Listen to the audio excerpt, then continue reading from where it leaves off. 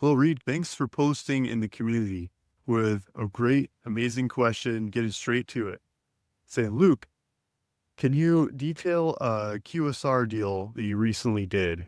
All the fees, the prices, the numbers, just get down to it. Get straight into business. Come on, give it to us. So here we go, Reed. I've done a lot of land deals, and some of them are high traffic retail kinds of properties. And so the one I did that's gone full circle that I think is a good story to tell is on Taylorsville Road. And this is in Huber Heights, Ohio. And so Taylorsville Road was one from a mailer. And so it wasn't listed on the market. It was just sitting there, and it's a little over 6 acres on busy street corner. It's got a hard corner. There's a nice right-hand turn with a turning lane going into the road that feeds into this property.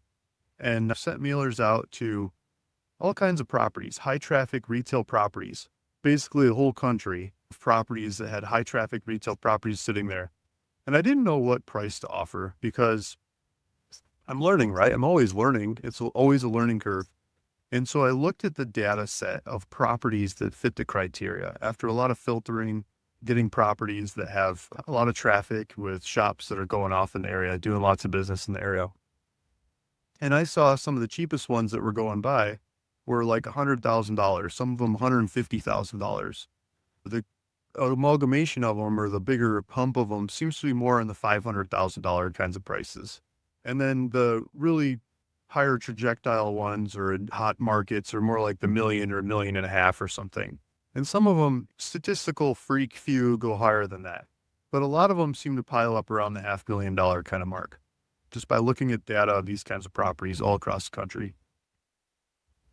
And so I made a vacant land offer. I offered $127 or $127,337.37 or something like that. And I sent it out. And I sent it out to a lot of different properties.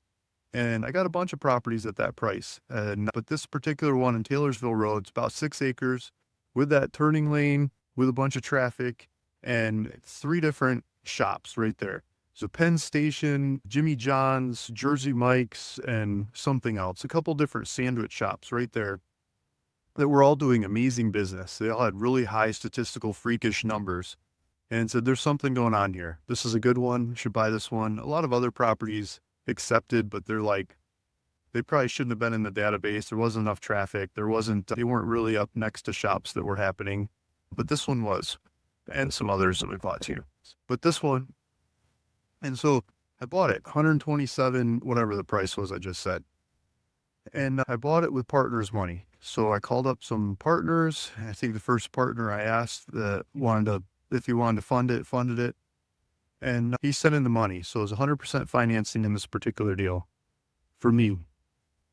And I went marketing and I started looking for tenants. Who goes here? What tenants should go into this property? I've learned a lot since I've done this style of marketing. But at that time, I was sending out mailers. And I'm telling older stories because there's a long life cycle of these properties to get them to come around to fruition. So I'm telling ones that have gone full circle.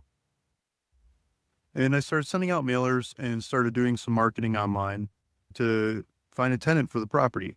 And I figured if I found the right person that wanted to go here, we could make it happen and make it spread. And I thought it was going to be quick service, QSR, quick service restaurant or retail kind of shop. And so I targeted a lot of those. And they didn't really respond. But the ones that did respond were logistical companies that wanted to ship stuff. They wanted to fix trucks. They wanted to wash trucks. They wanted to move stuff with trucks in and out, the last mile kind of distribution stuff, or longer range business kinds of logistics, right? They really like that turning lane that turned into the property that went in around the corner and they could get in here. And as each one of these different users of the property showed up and asked me if they could do this and that and something else for the property, I was scratching my head because I wasn't expecting those guys. I was expecting the QSR. And so I bought a QSR, what I thought was a QSR property, and I turned into a job. I had to go ask the city if I could do this and if I could do that. Could I take the trucks apart? Could the parts be sitting out? Could the trucks be half truck sitting there? Can I park trucks in the lot? Can the trucks be coming and going? All these different questions. And as I was asking the city, I didn't realize, but what I was doing was I was asking the city planner about the property, if I could do this and if I could do that. I was selling him on the property without my knowing it. And so I kept calling and asking, and finally, one of the calls, he said, "Luke, is this property for sale?" "Yeah, this property's for sale. That's why I'm getting all these questions. I'm trying to sell it. I'm trying to put it to bed." And I said, "I didn't know it was for sale. I've been looking for a property like this. The city council entrusted me or dictated that I go find the right property for them to do a Department of Works for the city." And I said, "Okay, this property, I got all these logistics guys that want the property. I'm just trying to put it to bed. They're ready to pay." And at that point, we had gotten the price up to 400,000. One of them bid 400, and they said they'd close in 10 days. And so here's one of your timelines. So they wanted to pay 400,000 and close in 10 days. I said, "Okay, let's do that. Just bought it for 127. Sounds good to me." Day 9, I didn't ask for any deposits or anything. You're asking about deposits. I probably should have asked for a deposit. I don't know. Day 9, he said, "I found a different property on auction. I'm not going to buy this one, blah, blah, blah, blah." Real estate canceled on me. It's okay. It's only 10 days under contract. This is 2 weeks into the purchase of it. I just keep marketing. I had other people interested. No big deal. And so the other ones are outbidding each other after I told them I was under contract with the other guy. And they walked it up to 500,000. And so they were willing to pay 500,000 for the property if it met their use. And so that's why I was still asking the city. And so the city guy was saying, "This would be perfect for the Department of Works." And I'm just like, "That's great. Do you want to buy it? Like, I got these other guys that'll pay like 500,000 if it works for them. It's going to have to be more than that." And so we agreed to 525,000. I said, "Yeah, I'd love to sell it to the city, but you guys are going to take forever to close on this property. It's the city, it's the government. Come on, these other guys will pay pretty quick and let's just get it done." And the guy said, "No, Luke, we really want this property. This is a perfect property. We just went through all the research with you to figure out this is the perfect property. You can have trucks coming and going and parking and taking them apart, doing all these different things with trucks. Is a perfect location for trucks." So I said, "Okay, but 30, you close in 30 days? They said, "No, we can't close in 30 days, but we can close in 30 days after the city council vote to approve the purchase of the property." I'm like, "How does the vote work and happen?" This was like a Monday or a Tuesday or something like that. And they said the vote's on Thursday. And so he got on the phone, called all the city council people, got right back to me and said, "They're all green light, got the green light. They're all going to vote yes. Just wait for the meeting later this week. They're going to vote yes. It's published. You can watch it online. You can watch it live. They're going to talk about your property. I'm going to be up there presenting the property, and they're going to vote yes. And then it's going to make a new Department of Works when it closes in 30 days. So they did. I watched. It's recorded. It's published. You can look it up in Huber Heights, old video archives and everything. Seller Luke Smith on the property. And so it went through. They approved it and they closed in less than 30 days. The attorney that was doing the paperwork with me right after that meeting said, "I've never seen something go this fast. I can't believe it. We got to do 90 days. No, it was a 30-day close." He said, "Okay." They made it happen and they paid and they closed.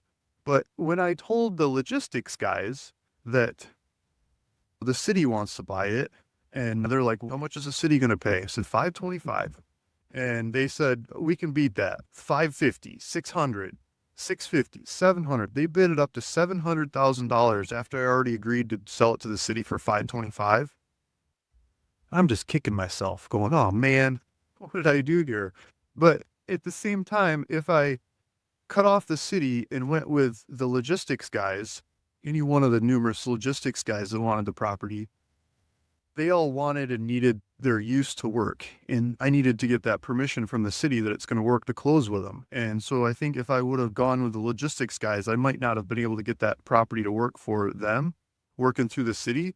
And I would have shot myself in the foot. And what I didn't realize I was doing by doing this deal was I was creating the path to do another deal. And so this deal from 127 to 525 was fun. The commissions on it were 3, 4, 5%, or maybe 6%. I don't know the exact commissions off the top of my head, but you get the idea. And what it set the table for was I got a good relationship with the city. And I think that's one of the beautiful aspects of doing these kinds of deals is you set one up, set the table to do another and another. And so the family that I bought this property off of is Huber. This is Huber Heights, Ohio. And so I didn't talk to the Huber family. I talked to their attorney. And so it was the attorney for, I believe it's the granddaughter of the Huber guy who developed a lot of the neighborhoods in the town basically in the past. And this was leftover properties of developing neighborhoods that they had. They were really excited to sell the property. They didn't have to do anything. They didn't have to do any marketing. I made it really easy for them to sell. They had another property. They had another property that was 24 acres. 24 acres that was in Huber Heights as well. And the 24 acres was behind Lowe's. And the Lowe's at that time, I'm not sure if it is now, but at that time it was 98 percentile Lowe's. The Lowe's was one of the top performing Lowe's in the country. It was like number 14 or 15 out of all the Lowe's in the country. Lowe's is home supplies. Buy a washer and dryer, some lumber, some tile, all that kind of stuff. Lowe's, Home Depot, Lowe's. And so I looked at that and I looked at the void. And the void of what is missing there is Home Depot. To me, where does a Home Depot go? Home Depot goes next to Lowe's. I'm a Home Depot guy. I like shopping at Home Depot. I go to Lowe's, the local Lowe's, when I need an appliance because they have them in stock. Everything else, I go to Home Depot. Just maybe that's just who I am, but I like to go to Home Depot. If the Lowe's is there doing amazing business, it seems like Home Depot should go there and do amazing business as well. I looked at it. There's a radius. There's a long ways to go to the next Home Depot. Why wouldn't another Home Depot go here? And also Costco. There's a Costco to the north, a Costco to the east, a Costco to the west, but there isn't one right here. And if you look at the average drive times that people take to get to Costco, there's a big void here in between where another Costco should go. The people in this area aren't going to those regional Costcos, but if there was one here, they would go to it and that would fill the void and that would make a better market for those Costcos. So I looked at that and I told them, I called up the attorney for the family, for the Huber family, and I said, you've got this 24 acres. And I think I know what to do there, but this is a bigger property and there's more moving parts. And I'd like to buy it from you, but I'd like some time to make sure I can pull this off and do the deal. And so I said, I'd like to buy it from you at the same dollar per acre that I bought the 6-acre one from you for. And it came out to $400 something thousand. And so $400 something thousand, and we bought the property. I said, I need some time and I would like to do an option agreement to buy the property. So I got an agreement with them for 6 months at that time to work on the property and figure it out before I had to buy it. I didn't have to buy it. If I didn't figure it out, I didn't have to buy it. And that was more creative than just buying the other one for the cheap price and going for it. And I had built some rapport with the attorney, with the family. They know I paid, they know I made it easy, and they wanted to do another one. They signed the contract, sent it back. And I started marketing. I went out and I marketed to Home Depot, and I marketed to Lowe's, and I marketed a whole bunch of others. And this is on CHARLESGATE Road, and I didn't get Home Depot. I didn't get Costco. They want a lot more in their sales pitches. I learned they want civil work and engineering and understanding of how all the utilities are flowing and how the traffic can come and go. And they want a much more detailed pitch than what I gave to them. And maybe if I would have known that at the time, I could have put it together and got a Home Depot or a Costco to go there, or both of them. I tried pitching both of them. And next to each other, 24 acres, we could put both of them on the same property. They both like 10-acre kinds of properties, or 15 maybes. And so I didn't get them. But what I did get was some apartment guys. Some apartment people showed up and they wanted to build apartments. And they said, Luke, we could do apartments here. Is there any way you could do the entitlements to get permission to build Shangri-La kinds of apartments here? And I said, maybe. So I gave it a go. And we started working with the city. And by this time, the 6 months had run out. I fell in love with the property and I raised the money from some partners and put the money together. We bought the property in, even though we had it under option for a while. We bought the property in to get more time. We learned a lot about the property from there and the price tags and the market and things. And the apartment guys, we got a $500,000 credit from the city against future taxes. They gave us a tax credit. Thought that was pretty amazing. They gave us permission to build a 118-unit apartment complex here, like a garden-style apartment complex with 1-bedroom apartments, for elderly or older age homes where the people don't usually have as many cars. We got special permission to not have as much parking requirement because of the age requirements that we put with it, and that kind of structuring of the deal that fit the neighborhood, it fit the markets, it fit the zoning, it fit what we could do. And they didn't have a zoning, they had a standard use on the property, and you have to basically pitch your case to the city to get the zoning to fit what you want to do. And so we got the zoning to fit what we wanted to do. And then the markets changed. The markets changed, interest rates went up. The apartment guys disappeared. They couldn't get other apartment people to come and go make it happen. But they said they would buy it from me after I got all the permissions. I went through, got all the permissions, and they disappeared. It's real estate, right? Live and learn. But what I learned in that was that when I went to go get the final permissions to make that happen, they didn't want to pay for the ripple effect of the utilities that it would take to build that apartment complex. And the city had figured out it cost them about $4 million in fixing up roads and water and sewer and everything of just making this property happen here. The city their bill would be like $4 million to help fit this thing into the city. And so they figured collecting taxes on it with the $500,000 tax credit and how long it would take them to get the taxes back out of that $4 million price tag, collecting off the apartment building over time, would be not so beneficial for the city. And they advised me that if I made fee simple units that I could sell one by one, and the people that bought them were paying tax on these things, or the sellers, whoever, were paying tax out of the transaction, then the city could create a bond anticipating that those tax instances are coming right up in the short-term future to pay for the impact of the utilities to happen in the area for this neighborhood to go out. And so with that in mind, he reworked it and we got in bed with housing developers. And housing developers started looking at it a couple different ways. We got engineering from engineering company that does a lot of the engineering for Walmart. And so they do, if Walmart wants to build a new Walmart or add on to a Walmart or put a QSR in the parking lot of Walmart or all these kinds of things, they call this engineering company. They've got thousands of deals they've done with Walmart. And so if Walmart's going for them, they're probably not the most expensive one out there, and they probably do a really good job and seem to be the right engineers. So that these engineers, they came in, the civil guys, they came in and looked at it, and they drew up 159 townhomes is what they could fit in there with the regulations and the topography and the way the water, there's a little stream that flows through the property. And they figured they could come in from two different sides and piece it all together. And so they did that. They drew it up and we pitched it to the city. The recordings were with the city live public.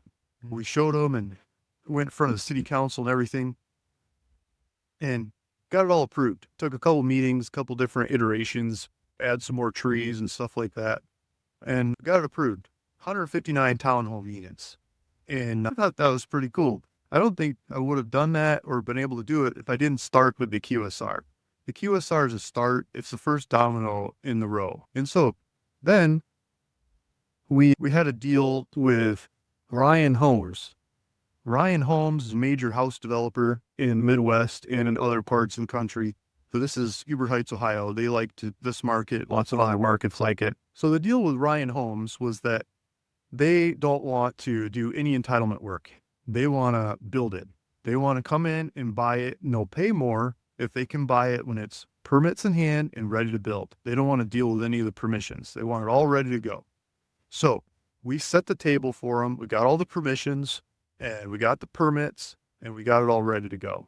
There was some scary moments along the way when we found out we had to do long-eared bat studies to make sure the bats weren't nesting in the trees that are in here. But we passed all those and we got through it all, got through all the engineering and made it happen. And so now the community is under development. It's under construction. They're building 159 townhomes on the property. We sold it to Ryan Homes 4 or 5 days after we got the permits. It didn't take long to close. We had it all queued up and ready. And as soon as we had the entitlements in hand, the permits, here you go, hand it off, let it rip. I got a couple different news articles about this one, the local news, local business journal, I really like that property. It's a fun deal. I think the story is a lot more than just the QSR. I thought it was a QSR property, and it's turned into more. It's turned into a lot more. I can share lots of other stories where I thought it's a QSR and it turns into a dentist shop or a coffee shop and a dentist shop or lots of different ones next to it. The deals that are happening now, I think, are a lot more accurate. They look like a coffee shop. We put a coffee shop there. The market is hopping for coffee shops in today's market. We're working with, I was just counting it up, 8 different coffee shops the group and I are doing deals with. We're under development. We're building. We're doing ground leases. We're selling them land. We're converting vacant building into new coffee shop and old building. We're doing it on multiple different fronts. Those stories aren't ready to be told yet. They're still in the pipeline, not haven't gone full circle, but I think by the time they've gone full circle, we'll have a whole bunch more of them in the pipeline. It'll be even better stories. By then, it might be the market's scoured up and too late to go do a whole bunch more of them. Or maybe I'm wrong. Maybe it just goes and goes. I think the beautiful thing about the market is it's ever changing, and we can see what's happening in today's markets with awesome technologies that we have at our disposal that make the deals go faster and easier. And there's a lot of partners and people we can work with to fund these deals, make these deals happen. Lots of the deals can be structured with 100% finance, lots of different ways. I can walk you through the nuances of those as more in the paid group. I'll give you sideliners or little examples along the way, but feel free to call me up and reach out or hit me in the DMs, or feel free to go to the live calls that we do in the free group as much as you like as well. I'll put a link below to the community where we can talk about these kinds of deals and share and talk about brands and who to contact, what kinds of properties to do. I love these kinds of properties, working on these and figured them out. And hopefully you do as well. And we can work off of each other and knock them out from here.